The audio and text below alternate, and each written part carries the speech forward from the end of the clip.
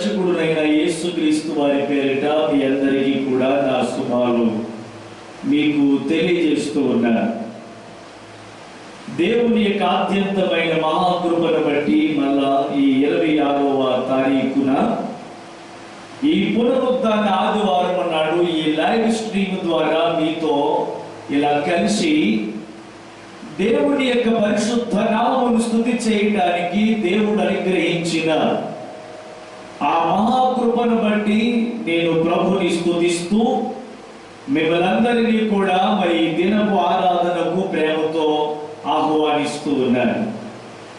మరి దేవుడు సమస్తమును సమకూర్చువాడై ఉన్నాడు. ఆశగల ప్రాణమును తృప్తిపరచువాడిగా ఉన్నాడు. మన సమస్త అవసరములను తీర్చుటకై ఆయన మనకంటే ముందుగా మన అక్కరలు ఎరిగి ఒక అడుగు ముందున్నటువంటి దేవుడుగా ఉన్నాడు.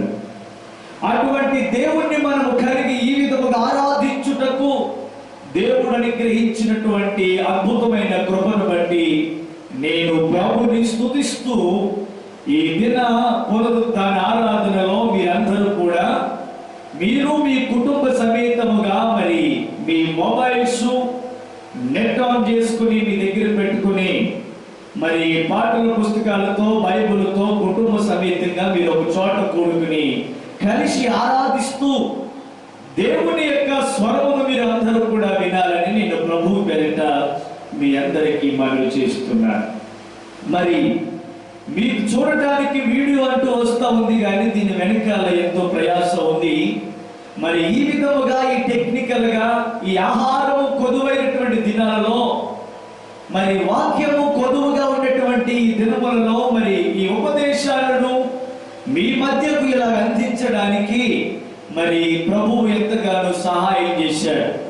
మరి సమయమునకు అన్ని సమకూర్చి మరి టెక్నికల్ గా ఎడిటింగ్ గా మరి పాటలేమి వాక్యమునేమి మీకు చక్కగా ఈ విధముగా ఎడిటింగ్ చేసి మరి ఈ యొక్క కార్యక్రమాన్ని ఈ ప్రోగ్రాన్ని మీ మధ్యకు తీసుకురావడానికి మరి దేవుడు చక్కటి బిడ్డలు నాకు అనుగ్రహించడం వలన నేను ఈ కార్యక్రమాన్ని చేయగలుగుతున్నానన్న విషయాన్ని మీకు జ్ఞాపకం చేస్తున్నారు.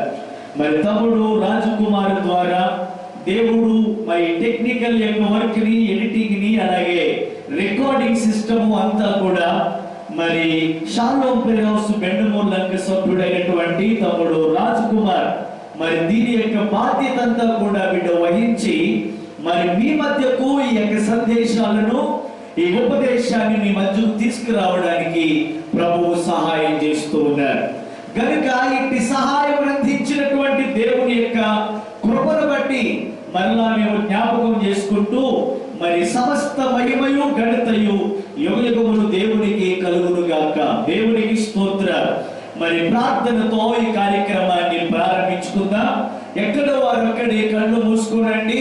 మీరు కళ్ళు మూసుకుని మరి నాతో పాటు ప్రార్థనలో మీరు ఏకీభవించాలని ప్రభు పేరిట మీ అందరికీ నేను మనవి చేస్తున్నాను. ప్రేమ నమ్మకము కలిగిన మా ప్రియ పరలోకపు తండ్రి, నీ పరిశుద్ధమైన నీ శ్రేష్టమైన నామమునకు వందనాలు.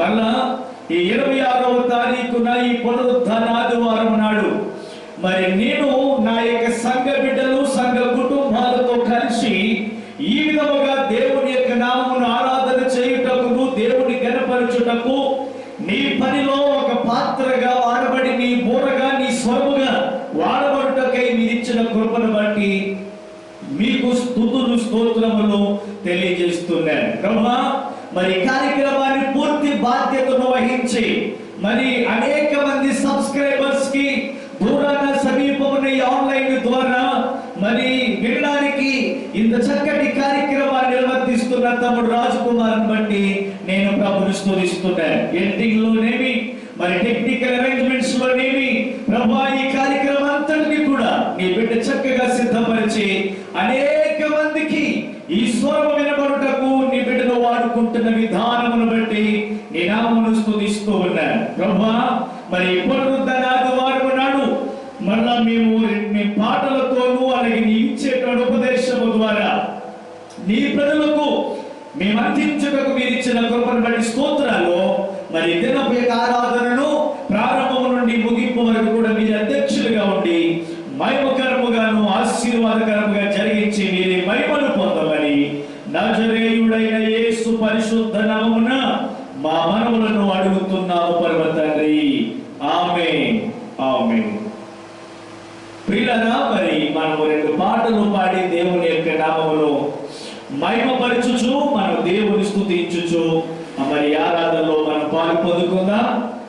మాటల ద్వారా దేవుని యొక్క నామమును మనం ఘనపరిచి ప్రభువుని మనము స్తుతి చేద్దాము. మీరు మాతో పాటు కలిసి దేవుని స్తుతించాలని మీ అందరికీ నేను మనవి చేస్తూ ఉంటాను. మరి మాతో పాటుగా మీరు కూడా కలిసి దేవుని యొక్క నామమును ఆరాధించండి, దేవుని ఘనపరచండి, దేవుని మహిమపరచాలని మీ అందరికీ కూడా నేను తెలియజేస్తా ఉన్నాను. దేవునికి స్తోత్రం. Praise the lord. సూర్యములో నుండి సమస్తము చేసిన సకల ఐశ్వర్యముల కర్తవు నీవే. సూర్యములో నుండి సమస్తము చేసిన సకల ఐశ్వర్యముల కర్తవు నీవే. నీవేనయ్యా నా యేసయ్యా, నా కన్నీయు నీవేనయ్యా, నీవేనయ్యా నా యేసయ్యా, నా కన్నీయు నీవేనయ్యా. శూన్యములో నుండి సమస్తము చేసిన సకల ఐశ్వర్యముల కర్తవు నీవే. శూన్యములో నుండి సమస్తము చేసిన సకల ఐశ్వర్యముల కర్తవు నీవే. అందరూ కలిసి దేవుని యొక్క నామమును చప్పట్లు కొడుతూ ప్రభు యొక్క నామమును మనమందరూ కూడా స్తుతించేద్దాం. హల్లెలూయా. శూన్యములో నుండి సమస్తము చేసిన సకల ఐశ్వర్యముల కర్తవు నీవే. శూన్యములో నుండి సమస్తము చేసిన సకల ఐశ్వర్యముల కర్తవు నీవే. దారినివ్వని సాంద్రమందు దారి వేసిన తీరుడ నీవే. దారినివ్వని సాంద్రమందు దారి వేసిన తీరుడ నీవే. చేతు జలముల దీపిగా చేయ ప్రాణపీడిన దాతవు నీవే. చేతు జలముల దీపిగా చేయ, చేతు జలముల దీపిగా చేయ ప్రాణపీడిన దాతవు నీవే. ప్రాణపీడిన దాతవు నీవే. ప్రాణపీడిన దాతవు నీవే. నీవేనయ్యా నా యేసయ్యా, నా కన్నీయు నీవేనయ్యా, నీవేనయ్యా నా యేసయ్యా, నా కన్నీయు నీవేనయ్యా. అందరూ కలిసి శూన్యములో నుండి సమస్తము చేసిన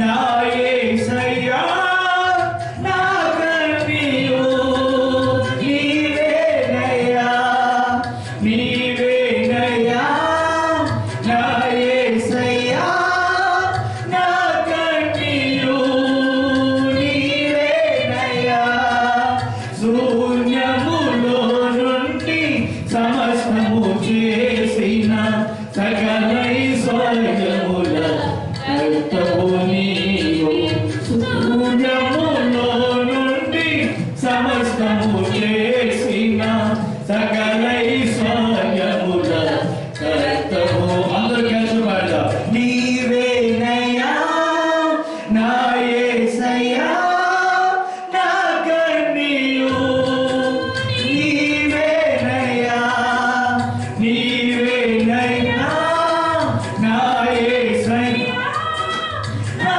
కన్నీయు నీవేనయ్యా నీవేనయ్యా నా యేసయ్యా నా కన్నీయు నీవేనయ్యా శూన్యములో నుండి సమస్తము చేసిన సకల ఐశ్వర్యముల కర్తవు నీవు శూన్యములో నుండి సమస్తము చేసిన సకల ఐశ్వర్యముల కర్తవు నీవే. దేవుని పరిశుద్ధ నామమునకు మహిమ కలుగును గాక. ఆమేన్. దేవునికి స్తోత్రం. మరొక పాట, రెండవ పాట పాడి యేసయ్య నీ నామములో శక్తి ఉన్నది, అది నాకు అండగా నిలిచి ఉన్నది. ఆదరించే నామము, ఆశీర్వదించే నామము, ఆదుకునే నామము యేసయ్య నామము అనే పాట పాడుతూ దేవుని యొక్క నామమును మనమందరం కూడా మహిమపరచుదాం. దేవునికి స్తోత్రం. Praise the lord. యేసయ్య నీ నామములో శక్తి ఉన్నది, అది నాకు అండగా నిలిచి ఉన్నది. యేసయ్య నీ నామములో శక్తి ఉన్నది, అది నాకు అండగా నిలిచి ఉన్నది. ఆదరించే నామం, ఆశీర్వదించే నామం, ఆదుకునే నామం యేసయ్య నామం. ఆదరించే నామం, ఆశీర్వదించే నామం, ఆదుకునే నామం యేసయ్య నామం. యేసయ్య నీ నామములో శక్తి ఉన్నది, అది నాకు అండగా నిలిచి ఉన్నది. యేసయ్య నీ నామములో శక్తి ఉన్నది, అది నాకు అండగా నిలిచి ఉన్నది. అందరూ పాడ. ఆదరించే నామం, ఆశీర్వదించే నామం, ఆదుకునే నామం యేసయ్య నామం. ఆదరించే నామం, ఆశీర్వదించే నామం, ఆదుకునే నామం యేసయ్య నామం. యేసయ్య నీ నామములో శక్తి ఉన్నది, అది నాకు అండగా నిలిచి ఉన్నది. యేసయ్య నీ నామములో శక్తి ఉన్నది,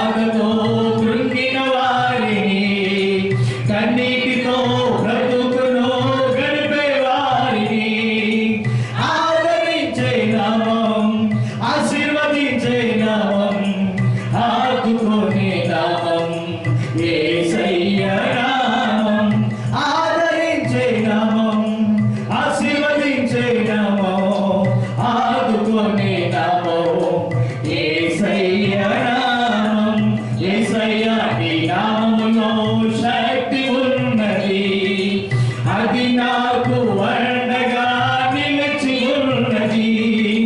యేసయ్యా నీ నామములో శక్తి ఉన్నది. అది నాకు అండగా నిలిచి ఉన్నది. సమస్యలో శాంతియే లేని వారిని, సంతోషమే ఎన్నడూ పొందని వారిని, సమస్యతో శాంతియే లేని వారిని, సంతోషమే ఎన్నడూ పొందని వారిని ఆదరించే నామం, ఆశీర్వదించే నామం, ఆదుకునే నామం యేసయ్యా. అందరూ కలిసి ఆరాధన చేద్దాం. అందరూ కలిసి దేవుని యొక్క నామమును ఆరాధన చేద్దాం. ఆదుకునే నామం యేసయ్యా నామం. యేసయ్యా నీ నామములో శక్తి ఉన్నది. అది నాకు అండగా నిలిచి ఉన్నది. యేసయ్యా నీ నామములో శక్తి ఉన్నది. అది నాకు అండగా నిలిచి ఉన్నది. కలిసి పాడదాం. ఆదరించే నామం, ఆశీర్వదించే నామం, ఆదుకునే నామం యేసయ్యా నామం. ఆదరించే నామం, ఆశీర్వదించే నామం, ఆదుకునే నామం యేసయ్యా నామం. యేసయ్యా నీ నామములో శక్తి ఉన్నది. అది నాకు అండగా నిలిచి ఉన్నది. యేసయ్యా నీ నామములో శక్తి ఉన్నది. అది నాకు అండగా నిలిచి ఉన్నది. కలిసి పాడదాం అందరూ. ఆదరించే నామం, ఆశీర్వదించే నామం, ఆదుకునే నామం యేసయ్యా నామం. ఆదరించే నామం, ఆశీర్వదించే నామం, ఆదుకునే నామం యేసయ్యా నామం. ఆదరించే నామం, ఆశీర్వదించే నామం, ఆదుకునే నామం యేసయ్యా నామం. యేసయ్యా నీ నామములో శక్తి ఉన్నది. అది నాకు అండగా నిలిచి ఉన్నది. యేసయ్యా నీ నామములో అందరూ కలిసి పాడదాం. మన జీవితానికి అండ యేసే, మన బాధలలో అండ యేసే, మన రోగములలో అండ యేసే, మన కష్టములలో అండ యేసే. మనకు అండగా ఉన్న నామము యేసు నామము. అండగా నిలిచి ఉన్నది. యేసయ్యా నీ నామములో శక్తి ఉన్నది. అది నాకు అండగా నిలిచి ఉన్నది. యేసయ్యా నీ నామములో శక్తి ఉన్నది. అది నాకు అండగా నిలిచి ఉన్నది. దేవుని పరిశుద్ధ నామమునకు మహిమ కలుగును గాక. హల్లెలూయా. మీరందరూ మీ దగ్గర బైబిల్ ఉన్నట్లయితే ఒక కీర్తన చదువుకుందాం. మీ దగ్గర ఉన్నటువంటి గ్రంథాలను మీరు తెరవండి. మీ దగ్గర బైబిల్ గ్రంథాలు ఉన్నట్లయితే కీర్తనల గ్రంథము 28వ అధ్యాయం, కీర్తనలు 28వ అధ్యాయాన్ని తమ్ముడు రాజకుమార్ వచ్చి చదివి వినిపిస్తాడు. కీర్తనల గ్రంథము మరి తమ్ముడు రాజకుమార్ మరి ఈ కార్యక్రమం అంతటిని కూడా మరి ఎడిటింగ్ విషయంలో కానీ ఈ సందేశాలు మీకు అందించడం విషయంలో ఎంతో ప్రయాసపడుతున్నా మరి తమ్ముడు రాజ్ కుమార్ మీరందరూ చూడాలనే విషయంతో మరి కీర్తన 28వ కీర్తన తమ్ముడు రాజ్ కుమార్ చదివి వినిపిస్తాడు. కీర్తనల గ్రంథము 28వ అధ్యాయం చదువు. యెహోవా, నేను నీకు మొరపెట్టుచున్నాను. నా ఆశ్రయదుర్గమా, మౌనంగా ఉండక నా మనవి ఆలకింపుము. నీవు మౌనంగా నుండిన యెడల నేను సమాధిలోనికి దిగువారి వలె అగుదును. నేను నీకు మొరపెట్టినప్పుడు నీ పరిశుద్ధాలయము వైపునకు నా చేతులు ఎత్తినప్పుడు నా విజ్ఞాపన ధ్వని ఆలకింపుము. భక్తిహీనులను చేయవారిని నీవు లాగివేయనట్టు నన్ను లాగివేయను. వారు దుష్టాలోచన హృదయంలో నుంచుకొని తమ పొరుగు వారితో సమాధానంగా మాట్లాడుతున్నారు. వారి క్రియలను బట్టి వారి దుష్క్రియలను బట్టి వారికి ప్రతీకారం చేయము. వారు చేసిన పనిని బట్టి వారికి ప్రతీకారం చేయము. వారికి తగిన ప్రతిఫలం యెహోవా కార్యములను వారు లక్ష్య పెట్టరు. ఆయన హస్తకృత్యములను వారు లక్ష్య పెట్టరు. కావున ఆయన వారిని వృద్ధిపరచక నిర్మూలన చేయరు. యెహోవా నా విజ్ఞాపనని ఆలకించున్నాడు. ఆయన స్తోత్రము కలుగునుగాక. యెహోవా నాకు ఆశ్రయము, నాకు కేడము, నా హృదయమును ఆయనయందు నమ్మకించిన కనుక నాకు సహాయం కలిగేది. కావున నా హృదయము ప్రహర్షించుచున్నది. కీర్తనలతో నేను ఆయన స్తుతించుచున్నాను. యెహోవా తన జనులకు ఆశ్రయము, ఆయన తన అభిషక్తునికి రక్షణ దొరుకు. నీ జనులను రక్షింపుము, నీ స్వాస్థ్యమును ఆశీర్వదించుము. వారి కాపరివై నిత్యము వారిని ఉద్ధరింపుము. ఇది ప్రభువా. చక్కటి వాక్యాన్ని చదివించిన సోదరులను బట్టి నేను ప్రభుని స్తుతిస్తున్నాను. మరి ఈ కార్యక్రమాన్ని ఈ లైవ్ ద్వారా మీకు అందించడానికి ప్రయాసపడుతున్న తప్పుడు మరి మీరు ఇంకా అనేక కార్యక్రమాలు మరి మీరు ఈ యొక్క యూట్యూబ్ యొక్క ఛానల్ ద్వారా మీరు ఆశీర్వదింపబడి మేలు పొందుతున్నాము అని మీకు అనిపించినట్లయితే మీరు తప్పకుండా మరికొందరికి ఈ ఛానల్ను సబ్స్క్రైబ్ చేయించండి. మరి ఈ షాలోమ్ ప్రేయర్ హౌస్ బెండమూరు లంకాని కొడితే మీరు తప్పకుండా ఈ యూట్యూబ్ ఛానల్ ఓపెన్ అవుతుంది. అప్పుడు మీరు సబ్స్క్రైబ్ చేసుకోండి. మీరు సబ్స్క్రైబ్ చేసుకున్నప్పుడు మరి మేము అప్లోడ్ చేసినటువంటి ప్రతి వీడియో కూడా మీకు నోటీసులు ఇస్తుంది. అప్పుడు మీరు తప్పకుండా మా సందేశాలు విని ఆధ్యాత్మికమైనటువంటి మేలును మీరు పొందగలరని మీ అందరికీ కూడా నేను తెలియజేస్తున్నాను. తప్పకుండా మీరందరూ కూడా ఈ సందేశాలు విని ఆశీర్వదింపబడాలని ప్రభు పేరిట మీ అందరికీ నేను మనవి చేస్తూ ఉన్నాను. ప్రియులారా, మరి మీరందరూ కూడా ఈ ఉపదేశాలు ఈ సందేశాలు సద్వినియోగపరచుకోండి. మరి సబ్స్క్రైబ్ చేసుకోండి.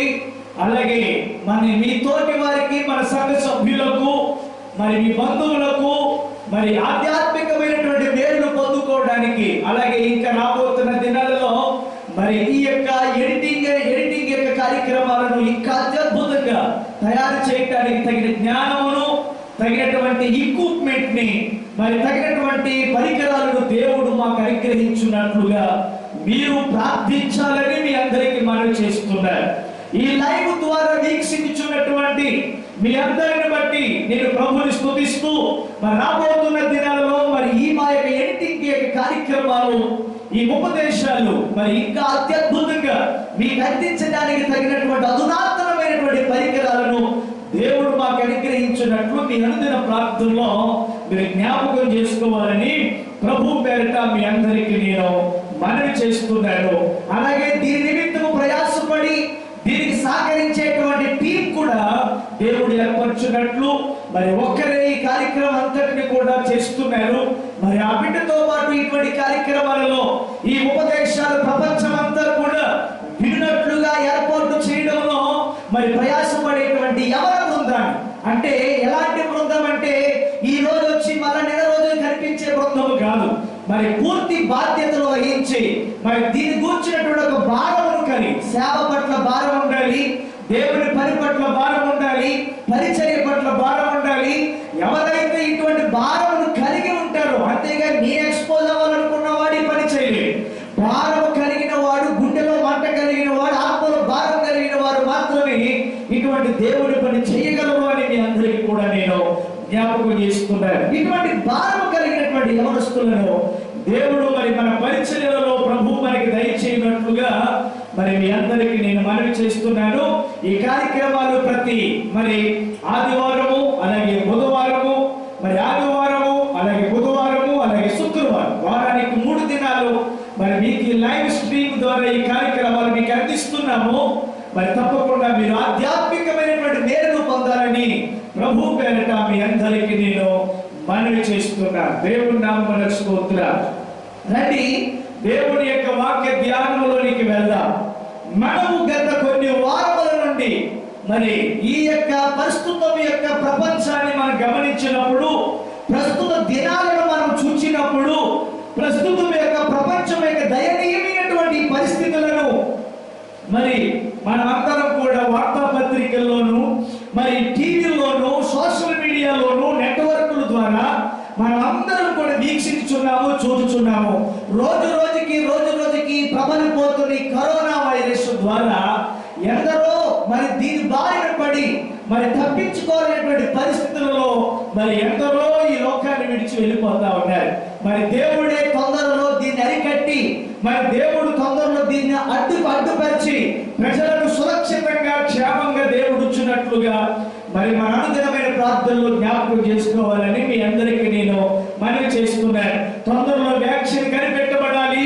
అలాగే ఈ కరోనా వైరస్ యొక్క బలము నశింప చేయబడి, అలాగే దాని యొక్క బలము, దాని శక్తి నశింప చేయబడి ప్రజలకు క్షేమాభివృద్ధిని దేవుడు అనుగ్రహించున్నట్లుగా మీరందరూ కూడా జ్ఞాపకం చేసుకోవాలని ప్రభు పేరిట మీ అందరికీ నేను మనవి చేస్తూ ఉంటాను. వీళ్ళరా మరి గమనించండి, మరి ఇటువంటి పరిస్థితులలో, ఇటువంటి దినాలలో మరి సంఘం ఏ విధంగా ఉండాలి, సంఘం చేయవలసిన పనేంటి అనేటువంటి అంశం మీద నేను మరి గత నెల దినములుగా నేను ఈ సందేశాలు మీకు అందిస్తూ ఉన్నాను.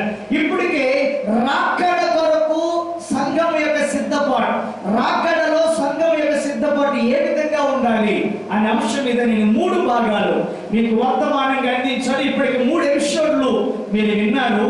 అయితే ఇది 4వ భాగముగా మరి నేను మీకు తెలియజేస్తున్నాను. రాకడకు సంబంధించి, రాకడలో మనం ఏ విధంగా సిద్ధపడాలి అనేటువంటి అంశం మీద 4వ భాగాన్ని నేను మీకు అందిస్తున్నాను.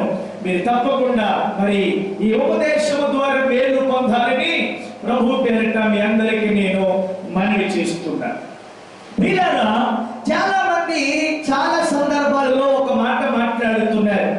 ఏమని అంటే, ఇది లోకానికి తీర్పు, ఇది మరి ప్రపంచం యొక్క తీర్పు. ప్రపంచం వారి యొక్క ఇష్టానుసారంగా భయంకరమైనటువంటి పాపలతో పెంచి వెళ్ళిపోతుంటో మరి దేవుడే ఈ ప్రపంచాన్ని నాశనం చేయడానికి పంపినటువంటి రోగం ఇది అని చాలా మంది మరి రకరకాలుగా తెలియజేస్తూ ఉన్నారు. అయితే నేను కాదు అని నేను అనట్లేదు, కానీ అదే వాస్తవం అని మాత్రమే నేను మీకు తెలియజేస్తున్నాను. అదే వాస్తవం అన్నది కాదు. ఎందుకంటే ప్రియమైనటువంటి దేవుని యొక్క బిడ్డలారా, సర్వలోకాన్ని పాలిస్తున్నవాడు దుష్టుడు. ఈ సర్వలోకమును పరిపాలిస్తున్నటువంటి వాడు దుష్టుడిగా ఉన్నాడు. ఈ సర్వలోకమును పాలించేవాడు దుష్టుడు కనుక, అందుకని దుష్టత్వం అనేటువంటిది భూమి మీద బాగా పెచ్చెల్లిపోయింది. దుష్టత్వం అనేది ఈ భూమి మీద బాగా పెచ్చెల్లిపోయింది, బాగా విస్తరించిపోయింది. ఎందుకంటే ఈ ప్రపంచాన్ని పాలిస్తున్నవాడు దుష్టుడు కాబట్టి మరి ప్రపంచం అంతా కూడా భయంకరంగా దుష్టత్వం ప్రబలిపోతా ఉంది. అందుచేత నేను మీకు తెలియజేయవలసింది ఏంటంటే, మనం ఎవరిని విమర్శించవద్దు. మనము ప్రపంచాన్ని విమర్శించవలసిన పని లేదు, మనం ఎవరిని విమర్శించవలసిన పని లేదు. మనం చేయవలసిన పని ఏంటంటే, మనకు మనమే స్వీయ పరీక్ష చేసుకునేటువంటి రోజుల్లో మనం ఉన్నామని జ్ఞాపకం చేస్తున్నారు. మనకు మనమే స్వీయ పరీక్ష చేసుకోవాలి. మనమే పరీక్షించుకునే సమయాన్ని దేవుడు మనకి ఇచ్చాడు అని మీ అందరికీ నేను జ్ఞాపకం చేస్తున్నాను. ప్రియమైనటువంటి దేవుని యొక్క బిడ్డలారా, అయితే నేను మీకు తెలియజేస్తున్నటువంటి సందేశం ఏంటంటే, నేను మీకు చెప్పాలనుకున్నటువంటి విషయం ఏంటంటే, ఇది రాకడ సూచనలో ఇది ఒక ప్రాముఖ్యమైనటువంటి సూచన అని నేను మీకు తెలియజేస్తా ఉన్నాను. ఎందుకంటే మరి రాకడ సిద్ధపాటునకు సంఘము మరి ఎలాగ జాగ్రత్త వహించాలి, సంఘాన్ని సిద్ధపరచుట కొరకే సంఘానికి ఒక ఎలక్ట్ ఇవ్వడానికి మరి దేవుడు అనుమతించినటువంటి తెగులు అని నేను మీకు జ్ఞాపకం చేస్తూ ఉన్నాను. ఎందుచేతనంటే ఈ తెగులు అనేటువంటిది మరి ఇది అంతము కాదు. ఈ తెగులుతోటే చాలా మంది ఏమనుకుంటున్నారంటే, ఇక తగ్గట్లేదు కదా, ఇక ప్రపంచం అంతమైపోతుంది, ఇక రోజు రోజుకి పెరుగుతుందే తప్ప తగ్గట్లేదు, ఇక దీనికి అంతమే, ఇక్కడ ఏమాత్రం ముగింపు లేదు అని చాలా మంది అంటున్నారు. కానీ బైబిల్ చెప్తుంది ఇది అంతము కాదు, ఇది అంతము కాదు. బైబిల్ స్పష్టంగా తెలియజేస్తుంది ఇది అంతము కాదు అన్న విషయాన్ని జ్ఞాపకం చేస్తున్నాడు. మరి ఏంటి, మరి అంతం కాకపోతే ఇలాగే ప్రజలు చచ్చిపోతా ఉంటే మరి ప్రపంచం అంతరించిపోదా? అంతము కాదు. మరి ఏంటిది? ఇది రాకడకు సూచన మాత్రమే, ఇది యేసయ్య రెండవ రాకడకు సూచన మాత్రమే అన్న విషయాన్ని నేను మీకు జ్ఞాపకం చేస్తున్నాను. రైట్, రండి లూకా సువార్త 21వ అధ్యాయము 10-11 వచనాలు మనం చదువుకుందాం.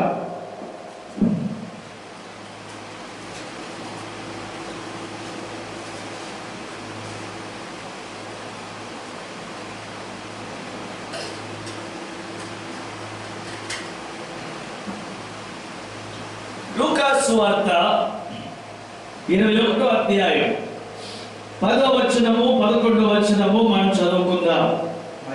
మరియు ఆయన వారితో ఇట్లా నేను జనము మీదకి జనమును రాజ్యము మీదకి రాజ్యమును లేచును. అక్కడక్కడ గొప్ప భూకంపములు కలుగును, తెగులును కరువులను తలెత్తించును. దేవుడు ఈ వాక్యము ద్వారా మనతో మాట్లాడును గాక. విన్నారు కదా, గొప్ప భూకంపములు కలుగును. ప్రస్తుత ప్రపంచాన్ని మనం గమనించినప్పుడు చాలా ఫ్రీక్వెంట్ గా మనం ఎర్త్క్వేక్స్ చూస్తూ ఉన్నాం. చాలా ఫ్రీక్వెంట్ గా మనకి భూకంపాలు కనబడుతూ ఉన్నాయి. మరి చాలా ఫ్రీక్వెంట్ గా మనకి భూకంపాలు మనకి ఎక్కడ పడితే ఎక్కడ, ఎలా పడితే అలాగే మనకి కనబడుతూ ఉన్నాయి. ప్రియమైన దేవుని యొక్క బిడ్డలారా, అయితే వాక్యం ఏమని సెలవిస్తూ ఉంది? దేవుడు మాట్లాడుతూ ఉన్నాడు, గొప్ప భూకంపములు కలుగును, తెగులును కరువులను తటస్థించును. గమనిస్తున్నారా? అయితే ఈ కరోనా వైరస్ రావటానికి కారణమే, ఎందుకు ఇటువంటి పరిస్థితులు వస్తూ ఉన్నాయి? మనం ఆలోచన చేసినట్లయితే దేవుని పిల్లలమని చెప్పుకుంటున్నటువంటి మనం, దేవుని ఆరాధికులమని అనుకుంటున్నటువంటి మనము, మరి ఇక్కడ వాక్యం తెలియజేస్తూ ఉంది, అనుకుంటున్నటువంటి మనము ఏమయ్యామంటే తప్పిపోయాం. ఈ ప్రపంచంలో మనం అందరూ కూడా ఏమయ్యామంటే తప్పిపోయాం. మనం ఏమనుకుంటున్నామంటే మేము దేవుని పిల్లలమని, మేము దేవుని ఆరాధికులమని మనమే అనుకుంటున్నాం. కానీ మనం ఎప్పుడో తప్పిపోయాం. ఈ తప్పిపోయినటువంటి మనలను సరిచేయటానికే దేవుడు దీనిని అనుమతించినట్లుగా నేను మీకు జ్ఞాపకం చేస్తున్నాను. అయితే దాన్ని మనం గుర్తించి we need to examine our life. మనం మన జీవితాన్ని పరీక్షించుకోవాలి. మనము మన యొక్క జీవితాన్ని పరీక్షించుకోవాల్సినటువంటి అవసరత ఉన్నదే అని మీకు జ్ఞాపకం చేస్తున్నాను. ప్రియమైన దేవుని యొక్క బిడ్డలారా, ప్రపంచం అంతా ఏమనుకుంటున్నారంటే మేము దేవుని పిల్లలం అయిపోయాము, మేము చాలా అద్భుతంగా ఆరాధిస్తున్నాము, మేము దేవుడిని ఎంతో అద్భుతంగా కనపరుస్తున్నామని చెప్పి ఎవరికి వాళ్ళే సంబరపడిపోతా ఉన్నారు.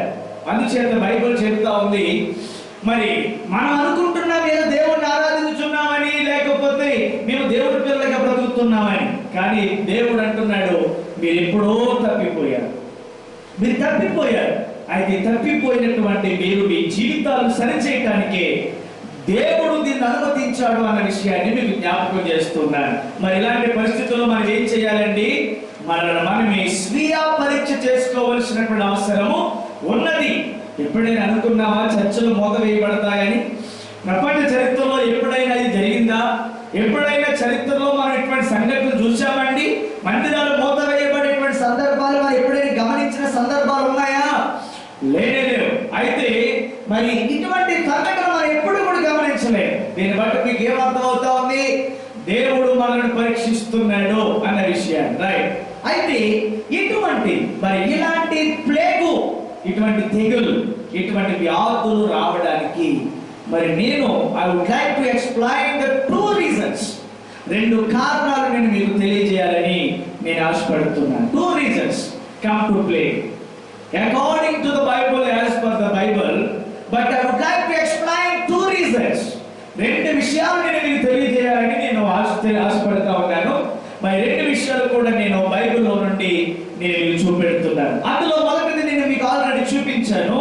మరి లూకా సువార్త 21వ అధ్యాయము ఈ 11వ వచనంలో అంటాడు, గొప్ప గొప్ప భూకంపములు కలుగుతాయి, అలాగే తెగుళ్ళు వస్తాయి. తెగుళ్ళు వస్తాయి అని యేసు ప్రభులు వారు ముందే చెప్పారు. ఇలాంటి తెగులు కాదు, మనం అనుకున్నట్టుగా కరోనా ఒకటే అనుకుంటున్నారేమో, లేకపోతే స్వైన్ ఫ్లూ చూసాం. మనం గతంలో స్వైన్ ఫ్లూ చూసాం, అది కూడా ఒకప్పుడు ప్రపంచాన్ని వణికించింది. అదొకటే తెగులు అనుకున్నాం, కరోనా వచ్చింది. మరి ఇంకా భవిష్యత్తులో ప్రపంచంలో ఇంకెటువంటి తెగులు రాబోతున్నాయో మరెవరికి తెలియదు. మనెవరు ఎరగని వారిగా ఉన్నాం. ప్రపంచంలో భవిష్యత్తులో ఇంకా ఎటువంటి వ్యాధులు రాబోతున్నాయో, ఎటువంటి తెగులు రాబోతున్నాయో మనకు తెలియదు. అందుకని బైబిల్ చెబుతుంది తెగులు వస్తుంది అని చెప్పలేదు, తెగుళ్ళు వస్తాయి అని బైబిల్ చెప్పింది. తెగుళ్ళు వస్తాయి ఎందుకంటే అక్కడక్కడ భూకంపాలు కలుగుతాయి, అలాగే తెగుళ్ళు వస్తాయి అని బైబిల్ మనకి తెలియజేస్తుంది. అంటే it is a prophetic fulfilment, ప్రవచనం యొక్క నెరవేర్పు కొరకై ఇది మనకి కనిపిస్తుందని మీకు జ్ఞాపకం చేస్తుందా. ఈనాటి ప్రపంచంలో 210 దేశాలలో కనిపించినటువంటి కరోనా వైరస్ అనేటువంటిది it is a prophetic fulfilment, ప్రవచనాత్మకమైనటువంటి సంపూర్ణత, the fulfilment of the prophecy. ప్రవచనం వ్యర్థం కాకుండా ఆ దేవుడు చెప్పినటువంటి మాట, ప్రవచింపబడినటువంటి మాట, బైబిల్లో చెప్పినటువంటి ప్రవచనము మరి నెరవేర్పునకై మనం నేటి ప్రపంచంలో ఈ తెగులను చూస్తున్నామని నేను మీకు జ్ఞాపకం చేస్తున్నాను. అయితే ఇది ఆయన రాకడకు సూచన కాబట్టి ఇవి ఏంటంటే ఇలాంటి తెగులన్నీ కూడా యేసయ్య రెండవ రాకడకు సూచనలు. ఈస్ కమింగ్ సూన్, ఆయన త్వరగా రాబోతున్నాడు. మరి రాబోతున్నటువంటి రెండవ రాకడకి ఇవన్నీ కూడా సూచనలు అని నేను మీకు తెలియజేస్తున్నాను. మరి ఈ సూచనలు మనం చూసినప్పుడు ఏం చేయాలి? ఇంకా మంచిగా మరి వారానికి మరి ఏదో 2 పూటలే తినే చికెన్ 4 పూటలు తినాలా? మరి 2 పూటలు తినేందుకు 4 పూటలు పెంచుదామా? ఇది కాదు. మనం చేయవలసిన పని ఏంటంటే బీ రెడీ, యు ప్రిపేర్. నువ్వు సిద్ధంగా ఉండాలి. మనమే సిద్ధపడి అనేకం సిద్ధపరిచే వారిగా మనము ఉండాలి. మనం ఊహించలేదు ఎప్పుడు కూడా ప్రపంచ చరిత్రలో ఇలా చర్చలు మొదలు వేయబడతాయని. మరి భవిష్యత్తులో కూడా ఇలాగే జరుగుతుంది. దేవుడు భవిష్యత్తులో కూడా మందిరాలు మొదలు వేయబడతాయి. మరి ర్యాప్చర్ రెండవ రాకడ తర్వాత, రెండవ రాకడ అయిపోయిన తర్వాత కూడా మందిరాలు ఇలాగే ఖాళీగా ఉంటాయి. ఎందుకంటే అంత్యక్రీస్తు పాలన ప్రారంభించబడుతుంది. Antichrist will rule the world. అంత్యక్రీస్తు ఈ ప్రపంచాన్ని పరిపాలించబోతున్నాడు. కాబట్టి మనము అంత్యక్రీస్తు యొక్క పాలన చూడబోతూ ఉన్నాం. ప్రపంచ చరిత్రలో మనము రాబోతున్న దినాలలో మరి రెండవ రాకడ జరిగిన తర్వాత, సంఘం ఎత్తబడిన తర్వాత ఈ ప్రపంచంలో ఏం జరగబోతా ఉంది అంటే మరి అంత్యక్రీస్తు పాలన జరగబోతా ఉంది. మరి అప్పుడు మందిరాలు ఖాళీగానే ఉంటాయి. ఎందుకంటే వాడు ఎవరి మందిరానికి వెళ్ళనివ్వడు, ఎక్కడికి ప్రార్థన చేయనివాడు, ఎక్కడ దేవుడు స్తుతించనివాడు. ఇటువంటి సంభవాలు మనం గమనించగలుగుతాము, చూడగలుగుతాం. కాబట్టి మన జీవితాలను సరి చేసుకోవడానికి ఇవి కేవలం ఇండికేషన్స్ మాత్రమే. అవి వ్యాధులైనప్పటికీ, అవి భూకంపములైనప్పటికీ, అవి కరువులైనప్పటికీ, అవి బాధలైనప్పటికీ ఇవన్నీ కూడా రెండవ రాకడకు సూచనలు మాత్రమే అన్న విషయాన్ని మీరు జ్ఞాపకం చేస్తున్నారు. These are the warnings of the God. దేవుడు ఇస్తున్నటువంటి హెచ్చరికలు. So we need to be ready. మనకు సిద్ధంగా ఉండాలి. మనం సిద్ధపడాలి, అనేకులను సిద్ధపరచాలి. ఆ రెండవ రాకడలో సంఘం ఎత్తబడుటకై సిద్ధంగా ఉండాలనే విషయాన్ని నేను మీకు జ్ఞాపకం చేస్తున్నాను. ఇది మొదటి కారణం. This is the first thing. ఇది మొదటి కారణముగా నేను మీకు తెలియజేస్తున్నాను. రైట్. రెండవ కారణం చూద్దాం. రెండవ కారణాన్ని మీకు తెలియజేస్తాను. ఎందుకు ఎలాంటి తెగుళ్ళు ఈ ప్రపంచంలో అనుమతించబడుతున్నాయి, ఎందుకు ఇటువంటి సందర్భాలు మనకు కనబడుతున్నాయి, ఎందుకు ఇలాంటి పరిస్థితులు ఎదురవుతున్నాయి అని మనం గమనించినట్లయితే రెండో విషయాన్ని మీకు చూపెడతా. ఏంటి రెండోదంటే it is because of anger of God. దేవుని యొక్క కోపము. అవి దేవుని యొక్క కోపము చేత కలిగేటువంటి తెగులు. ఒకటి రాకడకు సూచన, రెండవది దేవుని కోపము చేత కలిగేటువంటి తెగులు. దేవుడు మన చరిత్రలో చూస్తే, మన బైబిల్ గ్రంథాన్ని తిరిగేసినప్పుడు ఫరోను దేవుడు తెగులుతో మొత్తాడు. ఫరోను దేవుడు దేనితో మొత్తాడు తెలుసా? తెగులుతో మొత్తాడు. కరోనా అవనివ్వండి, పక్షవాయువు అవనివ్వండి, ఏ తెగులైనా అవనండి, ఏ రోగమైనా అవనండి, ఏ వ్యాధి అయినా అవనివ్వండి, ప్రపంచంలో ఏ తెగులైనా సరే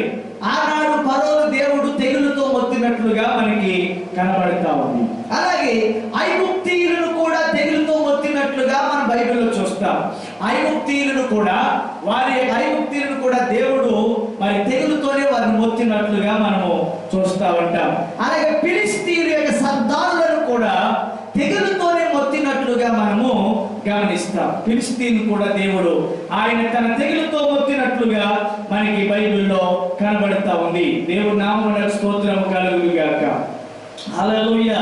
అయితే ఆయన పేరు పెట్టి పిలిచిన సంఘాన్ని గాని, ఆయన పేరు పెట్టినటువంటి పిలిచిన ఇశ్రాయేలీయులను మాత్రము దేవుడు ఎక్కడ విడిచిపెట్టలేదు.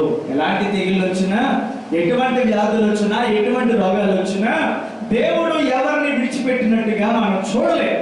అయితే నా పేరు పెట్టబడిన నా ప్రజలు తప్పించబడి ఉన్నారు. ఆయన పేరు పెట్టబడి పిలిచినటువంటి ప్రజలు దేవుడు ఎప్పుడు కాపాడుతూనే ఉన్నాడు. ఆ భయంకరమైన తెగుల్లో ఇశ్రాయేలును కాపాడాడు.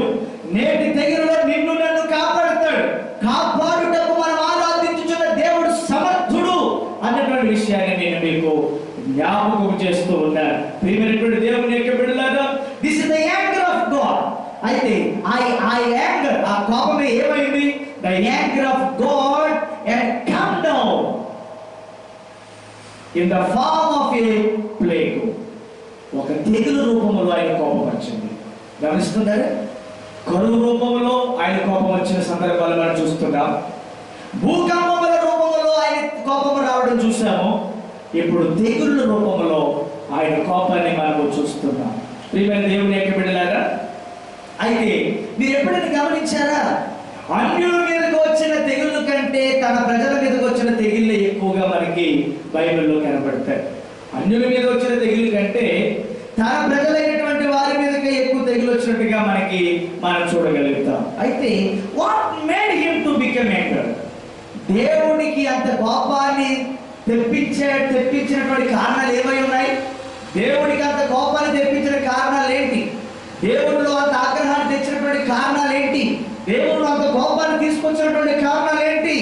మనం ఆలోచించినట్లయితే మరి ఆలోచించుకుని తప్పకుండా ఆయన శిక్షించువాడిగా ఉన్నాడు. ఆయన పక్షపాతము లేదు, దేశ భేదము లేదు, కుల భేదము లేదు, మత భేదము లేదు.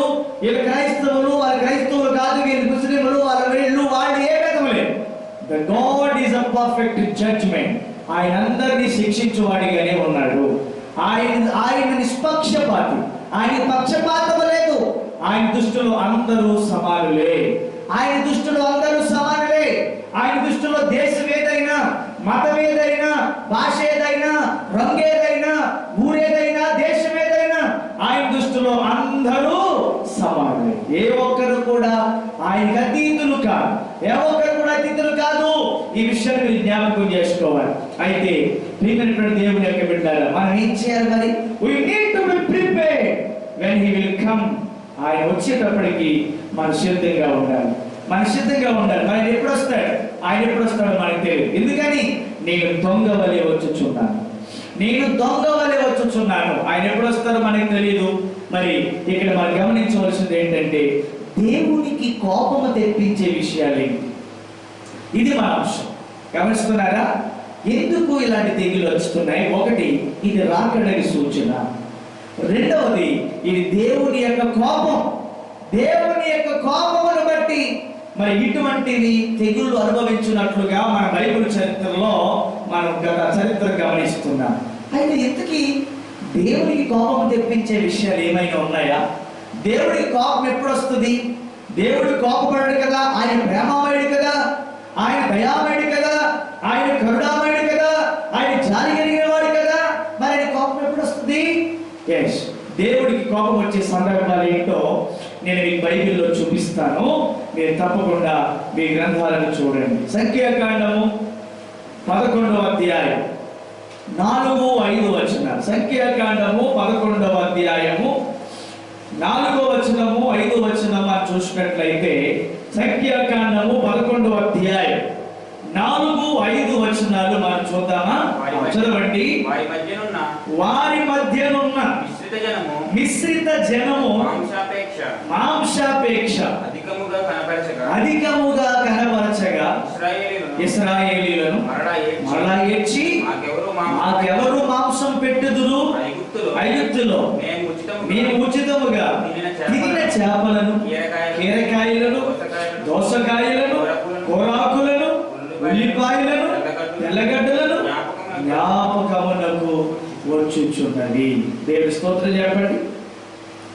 భయంకరమైనటువంటి బానిసత్వంలో మగ్గిపోతూ ఆ బానిసత్వం యొక్క పని చేయలేక ఏడుస్తూ ఉంటే కనికరించిన దేవుడు, మా పితరులైన అబ్రహాము దేవుడా, ఇస్సాకు దేవుడా, యాకోబు దేవుడా అని ఏడిస్తే వాళ్ళు మరణ విని గుండె కరిగిపోయినటువంటి దేవుడు ఒక నత్తివాడైనటువంటి మోషేని పంపి ఆ ఐగుప్తు దేశంలో వారికి ఆయన యొక్క శక్తి, ఆయన గొప్పతనమును ప్రూవ్ చేయడానికి 10 రకాలైన అద్భుత కార్యాలు చేసి నత్తివాడైనటువంటి మోషేని నాయకుడుగాను, అహరోను యాజకుడుగాను మరి చేసి వాళ్ళిద్దరు మోషే ద్వారా వారిని ఐగుప్తులో నుండి పాలు తేనెలు ప్రవహించే కనాను దేశానికి తీసుకుని వెళ్తా ఉన్నప్పుడు ఈ వెళుతున్నటువంటి ప్రయాణంలో వారి కళ్ళు, వారి మనస్సు, వారి ఆలోచన, వారి తలంపులు, వారి ఉద్దేశాలన్నీ కూడా దేని మీద ఉండాలి? దేని మీద ఉండాలండి? ఎక్కడికైతే వారి గమ్యం చేయాలో అక్కడ ఆ గమ్యం మీద ఉండాలి. అంతే కదండి. మరి కానానే వీళ్ళ గమ్యం. దేవుడు ఏమన్నాడు? ఇంక రండి, మీకు ఇంక బాధలు ఉండవు, పాలు తేనెలు ప్రవహించే దేశానికి మిమ్మల్ని తీసుకుని వెళ్తున్నా, కానాను ప్రయాణం వెళ్తున్నారు, మీరు కానాన్ని తీసుకుని వెళ్తున్నాను అని చెప్పి దేవుడు వారిని ఆ బానిసత్వంలో నుంచి విడిపించి వారిని మరి ఆ చక్కటి దేశానికి తీసుకుని వెళ్తా ఉంటే ఈ తీసుకెళ్తున్నటువంటి ప్రయాణంలో కడుపు నింపుకోవడానికి ఏమండి దేవుడు ఏమైనా పోనీ మార్చేసేమని నడిపిస్తున్నాడా? ఏమి పెట్టకుండా బాధ పెడుతున్నాడా? ఏమి లేకుండా చేస్తున్నాడా? ఏమి ఇవ్వకుండా వాళ్ళు బాధ పెడుతున్నాడండి? లేదు, అన్ని ఇస్తున్నాడు. ఆకలేస్తుందంటే వారికి ఆహారం కురిపించాడు, మన్నాను కురిపించాడు. ఏమండి దాహం వేస్తుందంటే బండలో నుంచి నీళ్లు రప్పించాడు. వాళ్ళకి ఎప్పుడు ఏది కావాలో అవన్నీ కూడా దేవుడు వారికి ఇస్తూనే ఉన్నాడు. అడిగింది ప్రతిదీ కూడా అడగకుండా, కానీ అడగక ముందే అక్కర జరిగే అవసరాలు తీర్చే దేవుడు మన దేవుడు. మరి అట్టి దేవుడు అన్ని సమస్తమును కూడా వారికి సమకూర్చుచూ ఉన్నప్పుడు ఆ ఉన్న దానితో తృప్తిపడి, ఇచ్చినటువంటి పొందుకున్న దానితో, దేవుడు ఇచ్చిన దానితో తృప్తి పొంది వాళ్ళ యొక్క కనులన్నీ కూడా ఆ పరమ కానాల మీద దృష్టి మళ్లించవలసినటువంటి వీరు దేని దృష్టి పెట్టారంటే మాంసాపేక్ష కలిగిన వారే. చూసారండి, కడుపు నిండుతుందిరా, ఆకలి లేదు, చక్కగా తింటున్నా, చక్కటి కూరగాయలు దేవుడు ఇస్తున్నాడు, తిని తృప్తి పొంది ప్రయాణం ముందుకు సాగిద్దాం అనుకోవటం మానేసి వీళ్ళకి మధ్యలో ఏం కావాలంట? చికెన్లు కావాలి, మటన్లు కావాలంట. ఎంత దారుణం అండి. నేటి ప్రపంచం అంతా కూడా దేని గురించి ఆలోచిస్తుందో తెలుసా? ఒకప్పుడు ఎక్కడైనా కూడా మనం రోడ్ల మీద తిండి చూసామా? ఎక్కడైనా మన ఇన్ని హోటల్స్ చూసామా? ఎక్కడైనా మన ఇన్ని రెస్టారెంట్లు చూసామండి? ఎక్కడో పట్టణానికి ఒక హోటల్ ఉండే, పట్టణానికి ఒక రెస్టారెంట్ ఉండే. ఇప్పుడు అడుగడుగున రెస్టారెంట్, అడుగడుగున హోటలే. ఎవడో ఇంట్లో తినట్లేదండి, అందరూ రోడ్ల మీద పడి 2 రోజులైనా 3 రోజులైనా నూనెలో పడి మసాలా కలిపేసినటువంటి జాయింట్లు, ఆ మసాలా కలిపేసినటువంటి పొగిడీలు, ఆ మసాలా కలిపేసినటువంటి చెత్త చెదారం తినడానికి మానవుడు ప్రయత్నిస్తున్నాడు తప్ప ఎక్కడ కూడా మనిషి యొక్క దృష్టి కూడా. అందుకే అన్నాడు కదా, ఏమి తిందుమా ఏమి త్రాగుదుమా. ఈ రోజు మనం చూస్తున్నాం, ప్రపంచం అంతా కరోనా వైరస్ తో ఒరిగిపోతూ ఎలా బయటపడాలరా అని చెప్పి అధికారులు, పాలకులు ప్రయత్నిస్తూ ఉంటుంటే కొంతమంది ఏమని ధారణ చేస్తున్నారు తెలుసా? మాకు లెక్కర కావాలి, మాకు మందు దొరకాలి, ఆడలేదు మగ లేదు, అది దొరక మా నగలు పనిచేయట్లేదు, మాకు మందు బాటిల్ కావాలి, మాకు మందు లేకపోతే మేము నడవలేకపోతున్నాం, మీ మందు లేకపోతే కదలేకపోతున్నాం అని చెప్పి ఉద్యమాలు చేస్తున్నారు. ఏమనాలండి వీళ్ళని? ఎంత బుద్ధిహీనం చెప్పాలి వీళ్ళు, ఎంత బుద్ధిహీనులు వీళ్ళు. ఎలాంటి పరిస్థితి చూస్తున్నాం చేశారా? ఈ ప్రపంచంలో ఇలాంటి దౌర్భాగ్యమైనటువంటి పరిస్థితిని మనం నేటి ప్రపంచంలో గమనిస్తున్నామనే విషయాన్ని నేను మీకు జ్ఞాపకం చేస్తున్నా. చూసారండి, ఏం తాగుదామా, ఏం తిందామా, ఇదే కదండి. ఎక్కడ చూసినా భోజనాలు భోజనాలు భోజనాలు భోజనాలు. ఎంతసేపు తిండి, ఎంతసేపు త్రాగడమే కదండి. చూసారా, ఎక్కడ మన గురింటి దాన్ని దృష్టి పెట్టాలి. ఇప్పుడు ప్రస్తుతం ప్రపంచాలు కూడా అదే. అందుకని రాజకీయాలు చేసుకునే రోజులు కాదు సోదరుడా, ఇవి మనం ఏదో ఇంకా దడుకునే రోజులు కాదు, కుంభకోణాలు చేసే రోజులు కాదు, అక్రమాలు చేసేటువంటి రోజులు కాదు. ఓ పక్కన ప్రపంచం అంతా నాశనం అయిపోతున్నా. నిన్నే టీవీలో చూశాను, ఒక 50 ఏళ్ల వయసు కలిగినటువంటి ఒక వృద్ధుడు ఒక మరి 12 ఏళ్ల బాలికతో వ్యభిచారం చేస్తున్నాడు. చేస్తున్నాడు. ఎంత గౌరవం అండి! అసలు వాడికి ఈ టైంలో ఇలాంటి కోరికలు పుట్టడానికి బుద్ధి లేదు. వాడికి అసలు ఎలా కోరికతో ఉంది? వాడు ఎటువంటి ఎంత పనికిమాలుడుగా ఆలోచిస్తున్నాడు. 50 సంవత్సరాల వయసు కలిగిన వాడికి ఒక చిన్న పిల్లతో పాపం చేస్తున్నాడని నేను TV9 వార్తల్లో నేను గమనించాను. ఎంత దౌర్భాగ్యమైనటువంటి పరిస్థితి! ప్రపంచమంతా నాశనం అయిపోతా ఉంది. ప్రపంచమంతా కూడా భయాందోళన గురైపోయి ఎలా బయటపడాలి అని చెప్పి శాస్త్రవేత్తలు, వైద్యులు, మంత్రులు, అధికారులు, దేశ అధినేతలు, ప్రపంచ యొక్క ఐక్యరాజ్య సమితి, అలాగే వరల్డ్ హెల్త్ ఆర్గనైజేషన్ ఎంతగానో దివారాత్రులు ప్రయాసపడతా ఉంటే ఒకడేమో మందు కావాలంటాడు, ఒకడేమో నాకు చిగురు కావాలంటాడు, ఒకడేమో నాకేమో ఇంకా మటలు దొరకట్లేదు అంటాడు, మరొకడేమో నాకు అతిండి దొరకట్లేదు అంటాడు, మరొకడేమో మరి వయసుకు మించినటువంటి వయసుకు సంబంధం లేనటువంటి పాప కృత్యాలు చేస్తూ మానవ జీవితం గడుపుతా ఉంది. అదే పరిస్థితి ఆనాడు కూడా మనం చూసాం. వీళ్ళు చూడండి, వీళ్ళకి ఏంటంటే మాంసాపేక్ష, వీళ్ళకి మాంసం మీద ఆపేక్ష కలిగి ఇశ్రాయేలు ఏడవడం మొదలు పెట్టారు. దేనికోసం ఏడుతున్నారు? ఆకలేసి ఆడట్లేదు, నీళ్లు లేక ఆడట్లేదు, మాంసం దొరకట్లేదు ఏడుతున్నారంటే వీళ్ళు. ఎంత దూరం అంటే అది చూసారా? ప్రియమైనటువంటి దేవుని యొక్క బిడ్డలారా, అందుకని వారికి ఏం కావాలో అన్ని ఇస్తూ వచ్చాడు. అయినప్పుడు కూడా వారు దేవుణ్ణి ఏం చేస్తున్నారంటే నిందిస్తున్నారు, బ్లేమ్ చేస్తున్నారు. They are blaming to God. వారు దేవుణ్ణి ఏం చేస్తున్నారంటే బ్లేమ్ చేస్తున్నారు. ఎన్ని ఇచ్చినా సరే, ఏమిచ్చావయ్యా, ఏమైపోయావు నువ్వు? మమ్మల్ని తీసుకొచ్చి ఎడారిలో పడేసి మాకు ఎన్నాళ్ళు తిన్నా. ఇక్కడ ఏమన్నా చూసారండి, మేము ఈ చేప అక్కడ తిరిగిన చేపలో కీరకాయ, దోసకాయ, కూరాకులు, ఉల్లిపాయలు, తెల్లగడ్డలు ఇవన్నీ వీళ్ళకి ఏవి జ్ఞాపకం అవుతున్నాయి? బానిసత్వం జ్ఞాపకం రావట్లేదు వీళ్ళకి. వీళ్ళకన్నా దెబ్బలు తాడిసెట్లు మోసింది, భయంకరంగా హింసించబడి ఇవి జ్ఞాపకం చేసుకుంటే బాగుంది, ఇవి జ్ఞాపకం రావట్లేదు అంటే ఎంతసేపు చేపలు, కీరకాయలు, దోసకాయలు, ఉల్లిపాయలు జ్ఞాపకం వస్తున్నాయి. సోదరులారా, ఇలాంటి భయంకరమైనటువంటి పరిస్థితులు రాకడ సమీపంగా ఉన్నటువంటి దినాలలో మరి మీకు ఏం జ్ఞాపకం వస్తున్నాయి? రాకడికి సిద్ధపడాలన్న జ్ఞాపకాలు మీకు రావట్లేదా? రాకడికి రెడీ అవ్వాలనేటువంటి ఆలోచన మీకు రావట్లేదా? మీరు ఇంకా దేవుని వాక్యము, ప్రార్థన, పాటలు జ్ఞాపకం రావడం మానేసి మీరు కూడా అలాగే పొద్దున్నేమో చేపల ఫ్రై, సాయంకాలం చేపల పులుసు, మధ్యాహ్నం రొయ్యల పులుసు, ఏమంటే మళ్ళీ ఇంటి మధ్య పీతల పులుసు మీద దృష్టి పెట్టుకుంటున్నారా? ఈ రోజున తిండి గురించి ఆలోచిస్తున్న రోజులు కాదు. నేను ఇక రాజవారిని కొన్ని చోట్లకు, ఒక ప్రాంతానికి వెళితే, ఒక గ్రామం వెళితే ఊరు చిగురోషులతో చిగురు కంపుతో మెరుగుపోతా ఉంది. ఎంత దారుణం అంటే ఎవరి దగ్గర అందరు తిండి మీద ఆలోచన ఏమిటి? దేవుడి కోపం ఏమో ప్రపంచం మీద రగులిపోతా ఉందా? మరి ఈ కోపం వచ్చినప్పుడు ప్రజలు ఏం చేయాలి?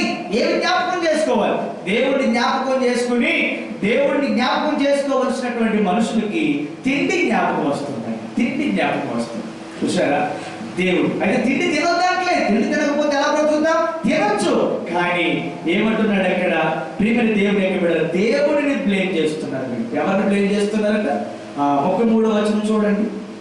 33వ వచనం, అది సంఖ్యాకాండ 11వ అధ్యాయం 33వ వచనంలో చూడండి. ఆ మాంసము ఇంకా వారి పండ్ల సొందున ఉండగానే. పండ్ల సొందు అంటే ఏంటి? చేపలు, మాంసాలు తిన్నప్పుడు మన పొలంలో దూరిపోతూ ఉంటుంది, మన పొలంలో ఉండిపోతూ ఉంటుంది. చూసారా? దాన్ని పొలం లాగుతూ ఉంటాం మనం. చూసారా? గట్టిగా తిరిగేది, ఎక్కువ తిరిగేది ఏమవుతుంది? పొలం అది ఇరుక్కుపోతుంది. దాన్ని అంటాడు పండ్ల సొందున ఉండగానే. అది నమలక మునిపే. ఏంటది? అది ఇంకా నమలక మునిపే యెహోవా కోపము జనుల మీద రగులుకొనెను. వాటి వండర్ఫుల్ గైడెన్స్. ఏమొచ్చింది వీళ్ళకి? వీళ్ళు దేవుడి జ్ఞాపకం చేసుకోవటం మానేసేసి తిండిని జ్ఞాపకం చేసుకోవటం వల్ల దేవుని కోపం వారి మీద ఏమైందట? రగులుకొనెను. యెహోవా తెగులు చేత వారిని బహుగా బాధించింది. ఎందుకు వస్తాయి తెగులు? ఎందుకు వస్తుంది? దేవుడికి కోపం వచ్చినప్పుడు ఇలాంటి తెగులు వస్తాయి. కోపం వస్తే భూకంపాలు వస్తాయి, కోపం వస్తే తెగులు వస్తాయి, కోపం వస్తే కరువులు వస్తాయి. ఇప్పుడు ఈయన మీదకి దేవుడికి ఎందుకు కోపం వచ్చింది? యెహోవా కోపం రగిలిపోయింది వాళ్ళ మీద. ఎందుకంటే దేవుడు మనకి ఇచ్చిన వాటితో తృప్తి పడవలసిన మనం పోల్చుకోకూడదు. అదిగో వాళ్ళు 2 పూట్ల మటన్ తింటారు, కనీసం మనం 1 పూట చికెన్ తినకపోతే ఎలా? వాళ్ళు ఏదో 2000 రూపాయలు పండు కప్పు తిన్నారు, కనీసం 500 ఎట్టి నేను కొరమేడి తినకపోతే ఎలా అని మనం వారిని వీళ్ళని పోల్చుకోకూడదు. దేవుడు మనకి ఇచ్చిన దానితోనే తృప్తి నొందుట చాలా ప్రాముఖ్యమైనటువంటి పని. దేవుడు మనకి ఇచ్చిన దానితోనే మనం తృప్తి పొందాలి అంతే తప్ప దేవుడు మనకి ఏదైతే ఇచ్చాడో ఇచ్చిన దాంతో తృప్తి పడాలి తప్ప వాడు అత్తింటున్నాడు వీడు అత్తింటున్నాడు వాడికి అదొక నాకు ఇది లేదు నేను అత్తిపోతున్నాను నేను తాగలేకపోతున్నాను అని చెప్పేసి నువ్వు వాడిని వీడిని పోల్చుకోవద్దు సోదరుడా. దేవుడు నీకు ఇచ్చిన దానితోనే నువ్వు తృప్తి పడాలి. తిమోతి రాసినటువంటి మొదటి పత్రిక 6వ అధ్యాయం 8వ వచనం. తిమోతిలకు రాసినటువంటి మొదటి పత్రిక 6వ అధ్యాయము 8వ వచనం చూడండి. తిమోతిలకు రాసినటువంటి మొదటి పత్రిక 6వ అధ్యాయం 8వ వచనాన్ని మీరు గమనించినట్లయితే చూడండి. తిమోతిలకు రాసినటువంటి మొదటి పత్రిక 6వ అధ్యాయము 8వ వచనాన్ని మనం చూద్దాం. మనం ఈ లోకములోనికి ఏదియు తీసుకుని రాలేదు. మనం ఈ లోకములోనికి ఏదియు తీసుకుని రాలేదు. దీనిలో నుండి ఏదియు తీసుకుని పోలేదు. దేవుని నామానికి స్తోత్రం చెప్తామండి. దేవుని నామానికి స్తోత్రం చెప్పండి. తిమోతి రాసిన మొదటి పత్రిక 6:8లో మనం చదువుతున్నాం. మనం ఈ లోకములోనికి ఏమీ తేలేదు. నేను అడుగుతున్నాను, వస్తు డాబాలు తీసుకొచ్చారా మీరు? వస్తు డబల్ కాట్ మంచాలు తీసుకొచ్చారా మీరు? వస్తు మీరు కొరలాం పరుపులు తీసుకొచ్చారా? వస్తుని వజ్రాలు వైడూర్యాలు బంగారం తీసుకొచ్చారా? తల్లి గర్భంలో నుంచి నువ్వు ఎలా వచ్చావు ఒకసారి జ్ఞాపకం చేసుకో. నీవు తల్లి గర్భంలో వచ్చినప్పుడు నీ కూడా డబల్ కట్టు మంచం రాలేదు, 2 అంతస్తుల బిల్డింగ్ రాలేదు, కార్లు రాలేదు, బంగారం రాలేదు, వజ్రాలు రాలేదు, వైడూర్యాలు రాలేదు, నువ్వేమీ తీసుకుని రాలేదు. అయితే మళ్ళా ఏమంటున్నాడు? నీవు సంపాదించుకున్నది వచ్చిన తర్వాత ఇల్లు కట్టావు, డబ్బు సంపాదించావు, ఎకరాలు కొన్నావు, మెడ నిండా బంగారం, ఇంటి నిండా డబ్బు, అమ్మో చాలా అద్భుతంగా అన్నీ ఉన్నాయి. అయితే ఈ సంపాదించిన దీనుల నుండి ఏమీ తీసుకుని పోలేము. అర్థమవుతుందా? చచ్చిపోతే ఏమైనా తీసుకెళ్తామా? సెంటు భూమి కోసం, ఒక గజం యొక్క నేల కోసం కొట్టేసుకుని దెబ్బలాటేసుకుని పోలీస్ స్టేషన్ చుట్టూ తిరుగుతూ ఉంటాం. మంచి విషయాల కోసం పోరాటం లేదు ఈ రోజున. చెడ్డ విషయాల కొరకే మానవులు ఎంతో పోరాటం చేస్తున్నారు.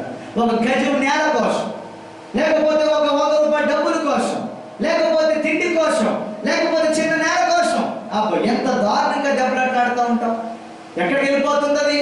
నీ దగ్గర నీ సరిహద్దుల్లో ఉంటే నీకేమైనా బలం వస్తుందా, ఆరోగ్యం వస్తుందా, ఆయుష్కాలం పెరిగిపోతుందా? ఆలోచించుకోండి సంఘమా.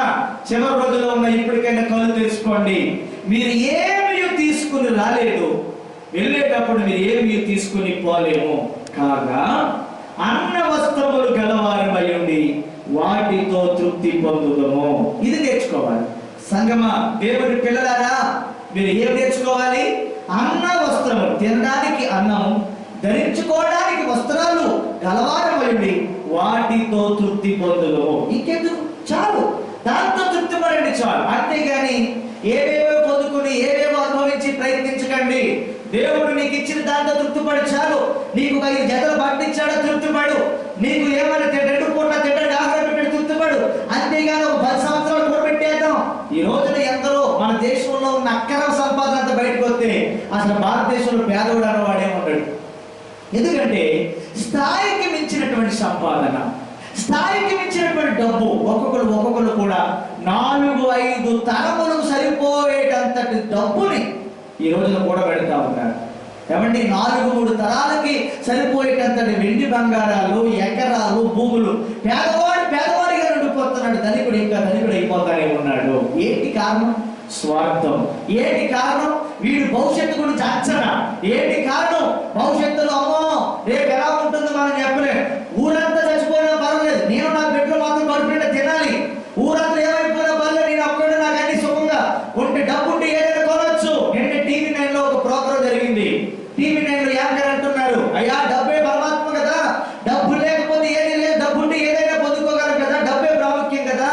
మరి మీకు సినిమాలు మొదలు వేయబడిపోయి, మరి మీ ఇండస్ట్రీ లేకుండా పోయింది, మరి మీ పరిస్థితి ఏంటని మరి జగపతి బాబు గారిని టీవీ యాంకర్ అడుగుతా ఉంది. అప్పుడు ఆయన అన్నాడు, డబ్బే ప్రాముఖ్యమైనటువంటి ప్రశ్న తప్పు, డబ్బే ప్రాముఖ్యమైనటువంటి మాట 100% రా. డబ్బు అవసరమే, నాకు అవసరమే, నీకు అవసరమే, అందరికి అవసరమే, కానీ డబ్బే ప్రాధాన్యమైనది కాదు. దానితోనే మనం బ్రతకలే. ప్రపంచం పాఠం నేర్పించింది. ఈ రోజున కరోనా వైరస్ ప్రపంచానికి పాఠం నేర్పించింది. ఏ పాఠం నేర్పించింది? మనిషి బ్రతకడు, డబ్బుంటే మనిషి బ్రతుకుతాడు అనుకున్న భ్రమ పోయింది. ఎకరాలు ఆస్తుంటే మనిషి బ్రతుకుతాడన్న భ్రమ పోయింది. కోట్ల రూపాయల ఆస్తి కలిగి ఉంటే మనం బతకగలమనేటువంటి సమస్య, బతకగలమనే ఆలోచన పోయింది. ఎందుకంటే నీకు ఎంత ధనమున్నా నీ ప్రాణము ఎవడు కాపాడలేడు, ఎవడు నిన్ను తప్పించలేడు అన్నటువంటి వాస్తవము ఈ రోజు నీ కరోనా వైరస్ ద్వారా ప్రపంచం పాఠం నేర్చుకుంది. జ్ఞాపకం చేసుకోవాలి. అందుకని అంటాడు, మనం వచ్చేటప్పుడు ఏమి తీసుకురాలేదు, మనం వెళ్ళేటప్పుడు ఏమి తీసుకుని వెళ్ళలేదు, అయితే అన్న వస్త్రములు గలవారమైంది వాటితో తృప్తి పొందుదము అంటున్నాడు. ఎస్, ఉందా నీకు తృప్తి? రోజున దేవుడు మనకిచ్చిన దానితో తృప్తి పొందడం చాలా ప్రాముఖ్యమైనది. అంతేగాని నాకు అది కావాలి, నాకు ఇది కావాలి, నాకు ఇది కావాలి, నాకు సరిపోవట్లేదు, నా కడుపు నిండట్లేదు, నాకు తృప్తి లేదని చెప్పి అది ఇది అని దేవుడు తాపత్రయపడకండి. దానికోసం దీనికోసం ప్రయాసపడద్దు. అందుకని దేవుడి కోపం ఎప్పుడు వస్తుందో తెలుసా? మనుషులు దేవుడిని జ్ఞాపకం చేసుకోవడం మానేసేసి ఏమి తిందుమా, ఏమి తాగుదుమా, ఏమి ధరించుకుందామా అని ఎప్పుడైతే మన దీంట్ మీద దృష్టి పెడతామో అప్పుడే దేవుడి కోపం వస్తుందనే విషయాన్ని నేను జ్ఞాపకం చేస్తున్నాను. ఎస్, ఈ రోజున ప్రపంచం అంతా దేని దృష్టి పెడుతుంది తెలుసా? తినడం కోసం దృష్టి పెడతాం, తాగడం కోసం దృష్టి పెడతాం, సంపాదన ధరించుకోవడం కోసం దృష్టి పెడతా ఉంది. కానీ ఒక్కటి మాత్రమే, నీకెంత కావాలో అంతగా ప్రయాసపడి తప్ప ఎందుకు నువ్వు ఆరాటం? దేని కొరకు ఆరాటం? ఎందరో ఆరాటపడ్డారు. ఈ రోజు ఏమంటున్నారు తెలుసా? బ్రతికితే చాలురా, నన్ను బ్రతికి డాక్టర్ గారు నన్ను బ్రతికించండి, నా ఆస్పత్రి రాసిస్తానండి. డాక్టర్ అంటాడు నాకే కరోనా పాజిటివ్ అంటాడు. డాక్టర్ ఏమంటున్నాడు తెలుసా? ఆయా డాక్టర్ గారు మీకు నా ఆస్పత్రి రాసిచ్చేదా బ్రతికించండి అంటే డాక్టర్ అంటాడు నాకు కరోనా పాజిటివేనమ్మా. కొన్ని ఆవిడండి, ఆవిడికి పాజిటివేనమ్మా. మరి ఏం చేయాలి? ఎవ్వరు కాపాడలేని పరిస్థితి. గమనిస్తున్నారా? ఈ బిల్డింగ్స్, ఈ బంగారం, ఈ గోల్డ్, ఈ ల్యాండ్స్ ఎంతో దారుణంగా ఇంకా మనుషులు మారకుండా, బ్రతుకు మార్చుకోకుండా, జీవితాలు మార్చుకోకుండా, హృదయాలు మార్చుకోకుండా ఇంకా రాజకీయాలంటూ కొట్టుబిట్లాడిపోతా ఉన్నారు. నాది నాది అంటూ కొట్టుబిట్లాడిపోతున్నారు. ఇంకా అన్యాయాలు, అక్రమాలు వదిలిపెట్టట్లేదు, ఇంకా అన్యాయాలు వదిలిపెట్టలేకపోతున్నారు, ఇంకా దుర్మార్గత వదిలిపెట్టలేకపోతున్నారు, ఇంకా పాపాలు వదిలిపెట్టలేకపోతున్నారు మానవులు. ప్రియ దేశమా, ఎప్పటికైనా మీరు మార్పు తెచ్చుకోవాలి, కళ్ళు తెరవాలి. ఎంత సంపాదించినా క్షణము చాలు నీ ప్రాణం పోవడానికి అన్న విషయాన్ని నువ్వు జ్ఞాపకం చేసుకోవాలి. రెప్పపాటులో నీకు లోకాన్ని విడిచి వెళ్ళిపోతావు అన్న విషయాన్ని ఎప్పుడు కూడా జ్ఞాపకం చేసుకోవాలి. ఒక క్షణం నువ్వు అనుభవిస్తున్నావంటే that is by the grace of God only. Now we are living by the grace of God. అది దేవుని కృప ద్వారా, దేవుడి అనుగ్రహంతో మనం బ్రతుకుతున్నాం అన్న విషయాన్ని మీరు జ్ఞాపకం చేసుకోవాలని మీ అందరికీ నేను మనం చేస్తాను. Don't compare with others. వాళ్ళకి అర్థమైన ఇవి లేవు, వీళ్ళకి అర్థమైన వాళ్ళకి అవి లేవు. Don't compare with others. నీకేమున్నాయో దేవుడు ఇచ్చిన వాటితో తృప్తి పొందుతాం. దేవుడికి సమయం ఇచ్చే వారిగా మనం ఉంటాం. ఎందుకంటే ఈ రోజున ప్రజలు ఈ సంపాదనలో పడిపోయి దేవుడికి సమయం లేకపోతున్నారు, ఈ సంపాదనలో పడిపోయి వాక్యం చదవలేకపోతున్నారు, ఈ సంపాదనలో పడిపోయి ప్రార్థన చేయటం మానేసాం, ఈ సంపాదనలో పడిపోయి ఎందుకంటే వాళ్ళు నాకంటే ముందు బిల్డింగ్ కట్టేశారు, నేను తొందర కట్టేయాలని చెప్పి ఆదివారం మానేసి, బైబిల్ మానేసి, ప్రార్థన మానేసి సంపాదన కోసం ఆరాటపడుతున్నారు కదా. అయితే దేవుడు నీకు హెచ్చరికిస్తున్నాడు. దేవుని కోపము ఎప్పుడైతే వస్తుందో అప్పుడు తెగులు వస్తాయి అని బైబిల్ మనకి చదివిస్తుంది. We have no time for God. అన్నిటికీ సమయం ఇస్తున్నాం కానీ సమయం ఇచ్చిన దేవుడికే మనం సమయం ఇవ్వలేని స్థితిలో మనం ఉన్నాం. గమనిస్తున్నారా? ఎందుకంటే మీరు అనుకోవచ్చు, అయ్యా చాలా మంది అంటున్నారు అమెరికా క్రైస్తవ దేశం అండి, బ్రిటన్ క్రైస్తవ దేశం అండి, ఇటలీ క్రైస్తవ దేశం అండి. ఏంటంటే క్రైస్తవ దేశాలే ఇలా నాశనం అయిపోతున్నాయి, నేల రాలిపోతున్నారు, కుప్పకూలిపోతున్నాయి, ఎంత దారుణంగా ఎలా నశించిపోతున్నారండి వీళ్ళు అని చాలా మంది ప్రశ్నిస్తున్నారు. ఒక మాట చెప్పనా, ఆ దేశాలలో దేవుని భయం లేదు. ఎన్నో సంఘాలు ఈ రోజున ఏమైపోయి తెలుసండి, మెనీ చర్చెస్ కన్వర్టెడ్. చాలా చర్చిలు, సంఘాలు కన్వర్ట్ అయిపోయాయి. ఎలా? లైక్ ఏ పబ్ల కింద కన్వర్ట్ అయిపోయాయి. Cinema theatres, bars, restaurants. అవునండి, సంఘ చర్చిలు ఈ రోజున పబ్బుల కింద కన్వర్ట్ అయిపోయి, థియేటర్ల కింద కన్వర్ట్ అయిపోయి, బార్స్ కింద కన్వర్ట్ అయిపోయి. మరి దేవుడి కోపం రాదు, దేవుడు ఉగ్రత రాదండి. అందుకే ఈ రోజున అమెరికా తుచ్చిలేదు. ఒకప్పుడు అమెరికా ఎంతో చక్కటి ఆధ్యాత్మికమైన దేశం. ఈ రోజున దేవుని యొక్క ఉగ్రత భయంకరంగా రగిలిపోతా ఉన్న దేశం మీద లక్షల, ఇప్పటికి 7 లక్షల మందికి కరోనా పాజిటివ్ అట్లా 7 లక్షల మందికి, అంత ద్వారం అంటే అది వేల మంది ప్రాణాలు పోయినాయి అమెరికా దేశంలో. చూసారా అండి, గమనిస్తున్నారా? అయితే ఈ తృప్తి లేని జీవితాన్ని మార్చుకో. ఇంకా తృప్తి లేకుండా బ్రతుకుతున్నామేమో, ఈ తృప్తి లేని జీవితాన్ని మార్చుకోవాలని ప్రభు పేట మనం చూస్తున్నాం. దేవుడిచ్చిన దానితో నీకు నీవే తృప్తి నొందు. తృప్తి నొందు ఏమన్నా, దేవా ఇచ్చిన వస్త్రాలకు స్తోత్రమే, ఇదిగో నాయన నువ్వు పెట్టిన 2 పూట్ల అన్నం పెట్టినందుకు స్తోత్రాలు తండ్రి. ఎందరో ఈ రోజున వలస కూలీలు ప్రపంచంలో, భారతదేశంలో ఆయా ప్రాంతాల్లో ఉండిపోయాడు. పని చేద్దామంటే పని లేక, తిందామంటే తిండి లేక, పెట్టేవాడు లేక మమ్మల్ని మాడిపోతా ఉన్నారు. కరువుతో తాటి వెళ్ళిపోతా ఉంది ప్రపంచంలో. భారతదేశంలో ఎందరో వలస కూలీలు తిండి లేక మనల్ని మాడిపోతున్నారు. నీకే నెలకు 3 సార్లు రేషన్ పొందుకొని కడుపు నిండా అన్నం తింటున్నావు.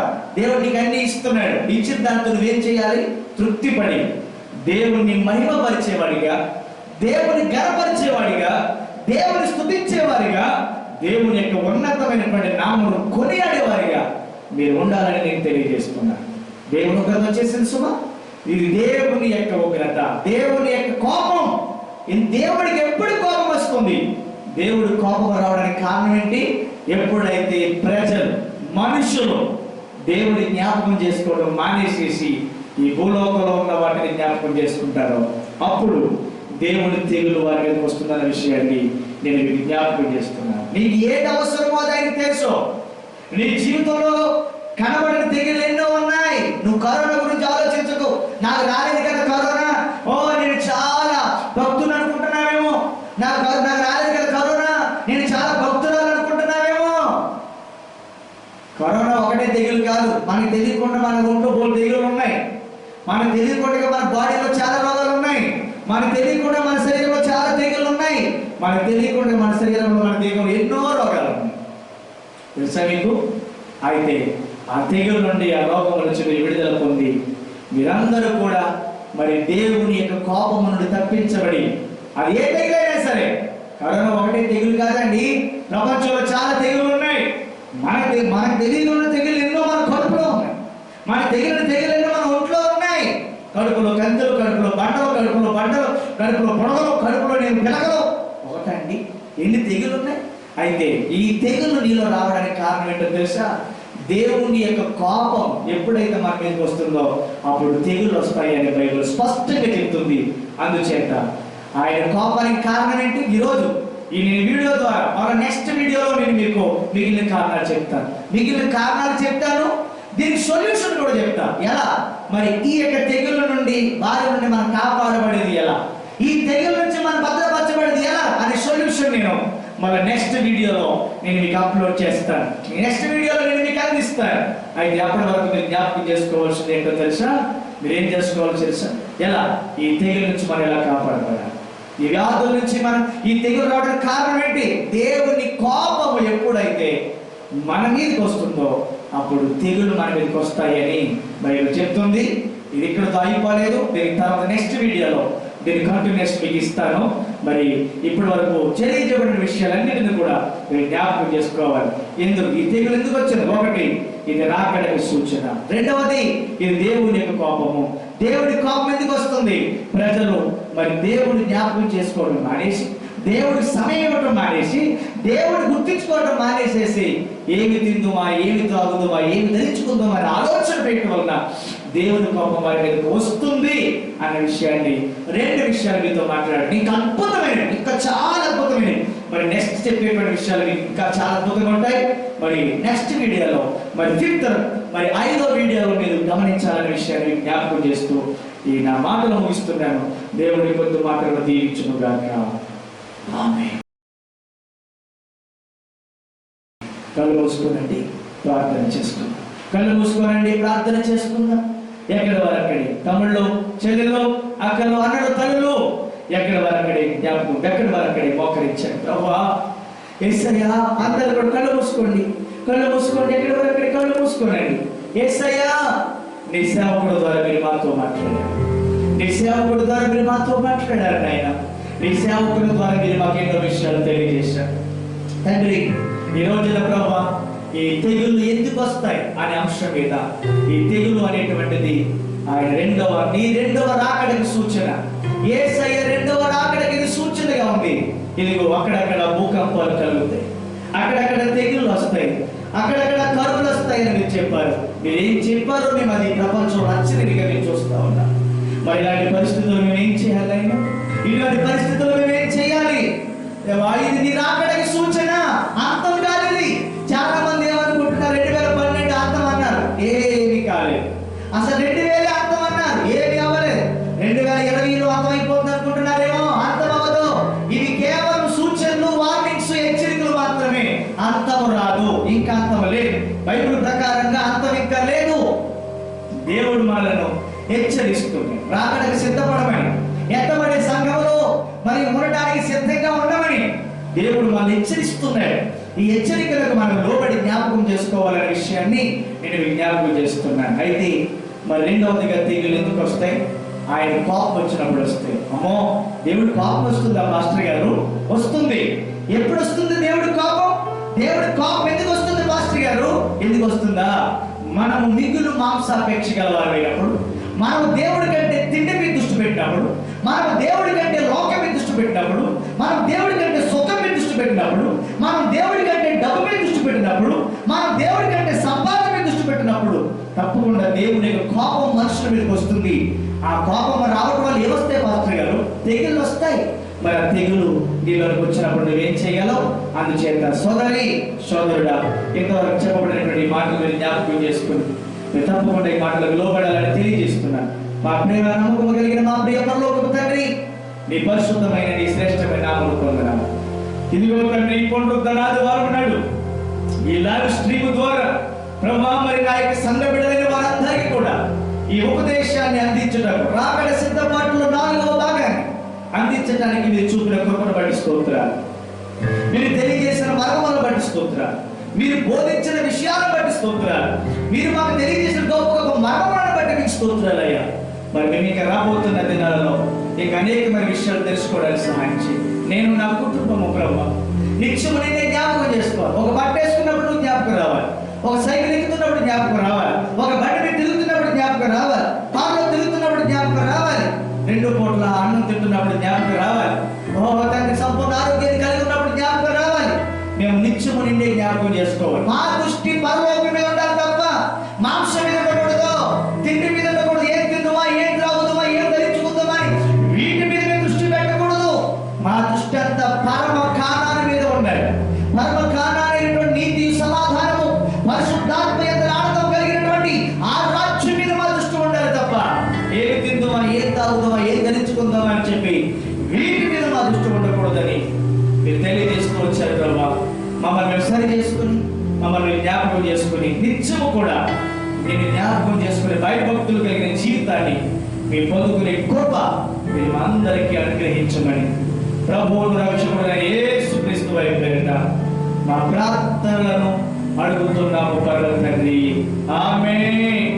మన పరమ తండ్రి దేవుని ప్రేమ, రక్షకుడైన క్రీస్తు కృప, పరిశుద్ధాత్మ కలిగిన సహవాసం, సమాధానం ఎప్పుడు ఎల్లప్పుడు సదాకాలము తోడైయును గాక. ఆమేన్. యేసు రక్తము జయం, యేసు రక్తము, యేసు నామమునకు సంపూర్ణమైన జయము కలుగును గాక. ఆమేన్. అందరికీ వందనాలు. మళ్ళీ దీని కంటిన్యూషన్ మళ్ళీ నెక్స్ట్ వీడియోలో పెడతాను. మీరు తప్పకుండా మరి తదుపరి వీడియోలో మీరు వేగముగా వీక్షించండి. ఇక చాలా లోతైన విషయాలు మీరు 2వ వీడియోలో వింటారు. తప్పకుండా ప్రభు మిమ్మల్ని ఆశీర్వదించును గాక. ఆమేన్. God bless you, God bless you India. మీరందరికీ వందనాలు.